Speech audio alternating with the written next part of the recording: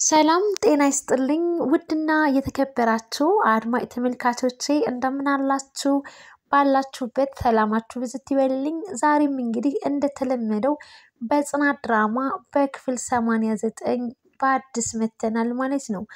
እንዳየነውና እንደተመለከትነው በባለፈው ክፍል እንግዲህ ቤቲ ወደ ነኪራ ቤት ለመምጣት አቅዳለች አስባለች ማለት ነው። በእናቷ በኩል ቤቲ እንግዲህ በጣም በሚያሳዝን ሁኔታ ራሷን ስታ ታማለች ማለት ነው። ከራሷ ጋር አይደለችም። ይህንን እንግዲህ የምትታገለውና ስቃዩን የምታየው መከረኛ እናቷ ነች። ሰላም ውድና የተከበራችሁ አድማጭ ተመልካች እንዴት ናችሁ? ባላችሁበት ሰላማችሁ ብዝት ይበል። ለዚህ ቻናል አዲስ ሆናችሁ ቻናሉን ሰብስክራይብ በማድረግ የደውል ምልክቱን ደግሞ በማጥቆር ቤተሰቡ ማለት ነው። ነባር ቤተሰቦቼ ላይክ ሼር በማድረግ እንግዲህ አበረታቱኝ። እናም እንግዲህ የቤቲ እናት እንግዲህ ኪራን እየተማጸነችው ነው። እጅጉን በጣም ልጄን አድንልኝ መድኃኒቱ አንተ ነክ በማለትም እንግዲህ ኪራን እየተማጸነችው ትገኛለች። እግሩ ስር ወርቃ ተንበርክካ እየለመነችው ነው። ኪራም እጅጉን በጣም እንግዲህ በበዛ ፈተና ውስጥ ይገኛል ማለት ነው። እንግዲህ በጣም ደስ የሚለው ነገር ደግሞ ለጽናት ይህ ነገር መነገሩ እጅጉን በጣም አሪፍ ነው። ብዙን ጊዜ ኪራ ነገራቶችን ወደ ጽናት ላለማምጣት ሲል የመደባበቅና የመሸፋፈን ነገር አለበት ማለት ነው። አሁን ላይ ግን ነገሩን ይፋ አድርጎ በግልጽ ስለነገራት እንግዲህ አብረው ወይ ተመካክረው አንድ ላይ መላ ይፈጥራሉ ብዬ ተስፋ አደርጋለሁ። ነገር ግን በጣም በሚያሳዝን ሁኔታ ጽናትዬ ስቅ ብላም እንግዲህ ስታለቅስም ነበረ ማለት ነው። ያም ማለት እንግዲህ ኪራ ቤትን ሂዶ አይቷት ከመጣ በኋላ እናትየዋ እንግዲህ አሁንም ቢሆን ቤት ድረስ መታ ስለ ኪራ እንግዲህ እየለመነችውና እየተማጸነችው ይገኛል ማለት ነው። ኪራን በጣም በሚያሳዝን ሁኔታ ቤቲን አግኝቷትና አይቷት ነበረ። ቤቲም እንግዲህ እናትየዋ እንዳለችውም በጣም ታማለች፣ በጣም ታሳዝናለች። እንግዲህ ኪራን በጥፊም ስትመታው ነበር እናትየዋ። ምክንያቱም ኪራ ነው ለዚህ ነገር የዳረጋት ቤቲን ማለት ነው። አንዳንዴ ፍቅራችንንም እንግዲህ ከልክ ያላለፈ ማድረጉ እየተጠነቀቅንም ቢሆንም የሚለውንም ነገር እንግዲህ ያስተምራል ለአድማጭና ለተመልካቹ ማለት ነው።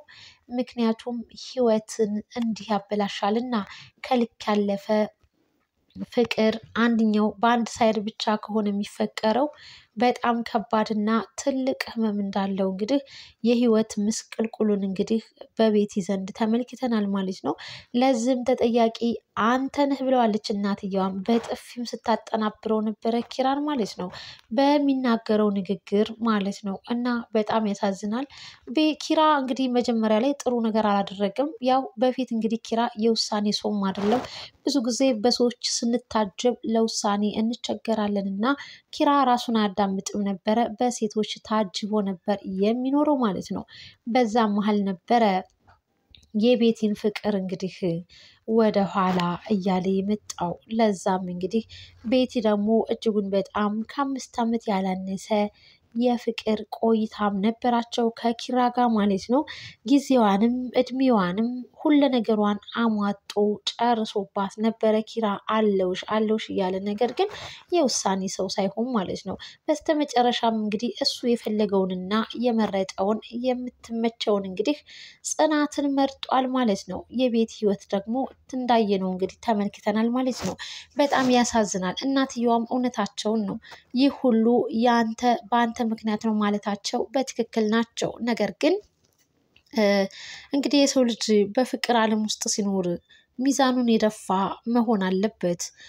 ከልክ ያለፈ ግንኙነት እንግዲህ ምን ያክል ህይወትን ማበላሸት እንደሚችል ተመልክተናል ማለት ነው አድማጭ ተመልካች። እናም እንግዲህ ኪራ እና ጽናት በጣም በሚያሳዝን ወጥመድ ውስጥ ፈተና ውስጥ ገብተዋል ማለት ነው። እናትየዋ ወይኔ ቤትና ወይንም እዚህ ትምጣና ቤቲ ከአንተ ጋር ለ1 ሳምንት ያክል አብረሃት ተቀመጥ። ምክንያቱም እንግዲህ ዶክተሮች የምትወደውን ሰውና የምትጠራውን ሰው ስም ከዛ ሰው ጋር መገናኘት አለባት። ልትድንም ትችላለች ወይንም ደግሞ እስከ መጨረሻው ልታብድም ትችላለች ብለውኛልና መጨረሻዋን ማየት ፈልጋለሁ። እባክህ ልጄ ተለመነኝ እያሉ እንግዲህ እናትየዋ ኪራን ሲለምኑት ተመልክተናል። ኪራም እንግዲህ በጭራሽ የማይታሰብ ነገር ነው ብሎ ነበር ትቷቸው ወደ ቤት መጣው። ነገር ግን ትቷቸው ወደ ቤት ቢመጣም እሳቸው እንግዲህ የቤቲ እናት ተከታትለው እቤት ድረስ መጥተዋል። ለጽናትም ነገሩ ይፋ እንዲሆንም ተደርጓል። ከዛ በፊት ግን ኒና እንግዲህ ኪራ በስልክ ሲያወራ የሰማችውን ነገር እንግዲህ ኒና ለጽናት ትነግራታለች። ጽናትም ሊናን እጅጉን በጣም አድርጋ ባወራችው ነገር ላይ ተቃውሞ ታነሳባትና ሁለተኛ ከኪራ ምንም አይነት ነገር ሰምተሽ ወደ እኔ በትዳሬ ላይ ሌላ ወገን ሶስተኛ ሰው እንዲገባብኝ አልፈልግም ስትልም እንግዲህ አመናጭቃትም ተቆጥታታለች ማለት ነው። ይህ እንግዲህ ጥሩ ነገር ነው። በሁለት ጥንዶች መካከል ሌላ ተጨማሪ ሶስተኛ ወገን ሲገባ ጥሩ እንዳልሆነ እንግዲህ ተመልክተናል። ይህንን ማስተዋሏን የጽናትዬን እጅጉን በጣም የምትደነቅም ሰው ነች ማለት ነው።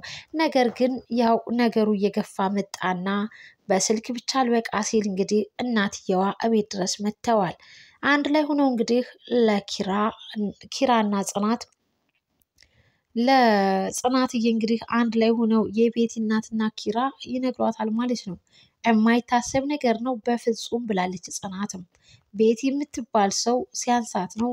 ምንም እንኳን እንደዚ አይነት ነገር ለሰው ልጅ ባልመኝም ግን ቤቲ ካደረገችው ስራ ሁኔታ አንፃር ብዙ ነገር እንግዲህ የጽናት ልጇንም ነጥቃታለች። በመርዝ አጠጥታታለች። ብዙ ነገር አርጋታለች እና እንደዚች አይነት ሰውን የይቅር ባይነት ልብም የለኝም ስትልም እንግዲህ ጽናት ለቤቲ እናት እንግዲህ መልሷን ተናግራለች ማለት ነው። በጣም በሚያሳዝን ሁኔታ እንግዲህ የቤቲ እናት በልጄ ፈንታን ይቅር ልበልሽ ይቅር በይኝ በልጄ ፈንታ ይቅርታ ልጠይቅሽ ሲሏትም ነበረ። ምንም ጥቅም የለውም የእናንተ ይቅርታ መጠየቅ እኔን ስትልም እንግዲህ ጽናትዬ ተመልክተናል። ከዛ በፊትም እንግዲህ የጽናት አባት እንግዲህ ህልማየሁ ልጄ በማለት እንግዲህ ያቀባጀራቸውንም ህልም እንግዲህ ሁለት እባቦች ወደ ቤት ሰተት ብለው ገቡብሽ ሲሏትም ነበረ። የጽናት አባት እንግዲህ የሚሆነውንና የሚፈጠረውን ነገር ቀድሞ በህልማቸው ያሳያቸዋል። ህልምን ልምበል አባዬ እያለች እንግዲህ አባቷንም ስትናገር ነበረ።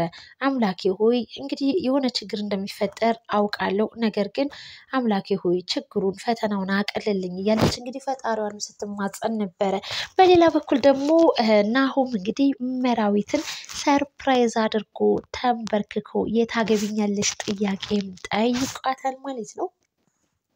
ናሆም እና መራዊት አንድ ላይ ሆነው ኑሯቸውን እያጣጣሙ እንግዲህ ያው ጋብቻና ቀለበት አላደረጉምና አሁን ላይ ግን እንግዲህ ተንበርክኮ የታገቢኛለሽ ወይ ጥያቄም ቀርቦላት መራዊትም እጅግ በጣም ደስ ተሰኝታ አዎ አገባሃለሁ በማለትም እንግዲህ ሰርፕራይዙ ተሳክቷል በአማረ ሁኔታ ማለት ነው።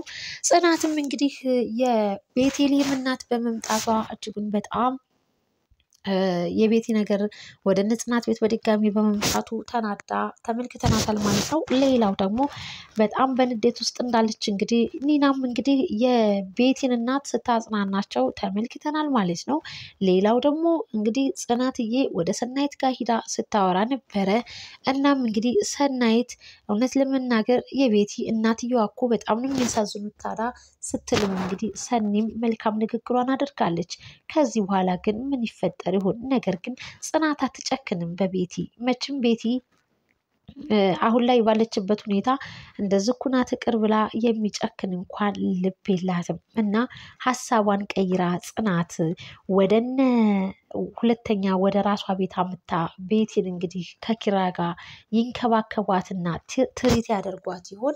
ምን ይመስላችኋል? እስኪ ውድና የተከበራችሁ አድማጭ ተመልካች ሁላችሁም ግምት፣ ሀሳብ አስተያየታችሁን በኮሜንት አስቀምጡልኝ እላለሁ። ጽናት ኪራ እውነት ለመናገር በጣም እንዳዘነም ነግሯታል። ቤቲን እንደዛ ሆና በማየቱ እጅጉን በጣም እንዳዘነ ለጽናት ነግሯታል። እንግዲህ ጽናትም ደግሞ ይህን ያክል በጣም ጠንካራና መጥፎ ሰው አይደለችም እና እንግዲህ በቀል የምትበቀላት አይመስለኝም።